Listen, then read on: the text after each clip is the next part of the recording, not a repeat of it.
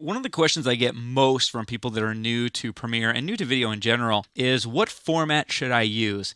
And oh, how I wish that there were a very simple answer to that question. Unfortunately, there is not.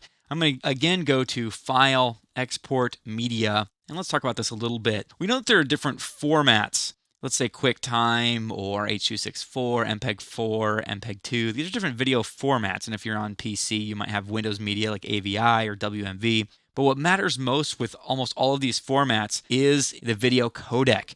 Codec is short for compressor decompressor. So basically it's a way that Premiere will crunch your video down. It will compress it, squash it down. It will lose a little bit of quality, but it will also reduce the file size greatly. Now the reason why it refers to compression and decompression is that the same way that you compress the video here in Premiere now, whoever watches your video has to decompress it in the same way. And it's the codec, not the format, that makes the biggest difference in the way that your video turns out and how big it is. Now, if you click the video codec here for QuickTime, we have tons of codecs. Now, you might not have all of these because I have some extra programs installed, giving me some extra codecs here. But basically, there are a few familiar codecs that we use. Animation is a good codec that's very, very high quality. However, it will result in really large file sizes. If you're going to output something to the web, let's say YouTube or some other video sharing site, Vimeo or whatever, I would really, really recommend you go to that website and look at their rules. They will tell you the best way to compress your videos, both format and codec, and follow their rules, and that will produce the best results. One of the darlings of the video compression world right now is H.264. Most of the videos that I use in this training series have been compressed using H.264.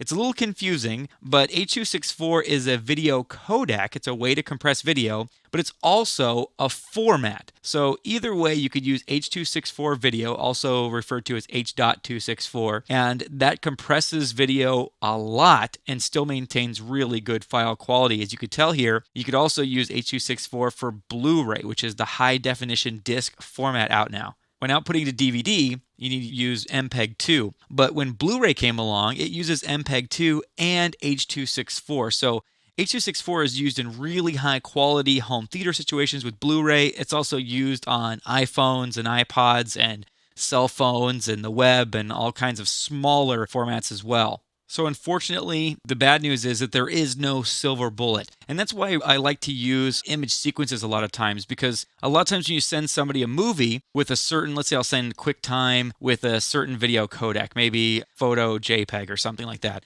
I might send them that video with this codec and they might not be able to open it. If I send it to my grandma, she's probably not going to be able to watch that video on her computer. But if I send an image sequence, then most people on most computers can open this with a video editing program, assuming that that's what I'm sending them to watch. My grandma also would not be able to open up a TIFF sequence or a Targa sequence on her computer. Another cool thing about exporting an image sequence is that they can be broken up into batches. If I had a really, really high quality video, it might be 10, 15, 20 gigabytes in size, and that's kind of tough to move around. I can't put it on a DVD. But if I had a series of images, those series of images might add up to 20 gigabytes, but individually, they're not going to be 20 gigabytes, so I could break them up and do little bits and pieces, burning them onto a DVD, and then whoever I'm sending the video to on those multiple DVDs can then assemble those image sequences in Premiere or whatever video editing program you're using. It's actually quite easy. You just select the first video of the sequence. Premiere will recognize it as a sequence, and it will import basically as a movie file.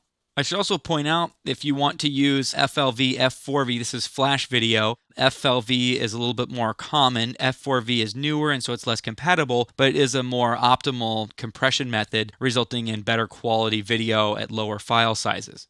Now, if you've been working in a certain format and you want to maintain that format, you could just simply choose Match Sequence Settings, and you lose all power to control the format preset, all that kind of stuff, but it's already done for you based on the settings of your initial sequence. So again, I apologize that there is no magic formula in video. It's based on like what the client's needs are and where things are going, and even then it can vary and change depending on the situation and what's going on. But the rules and ideas that we discussed here will hopefully get you what you need to get on your way.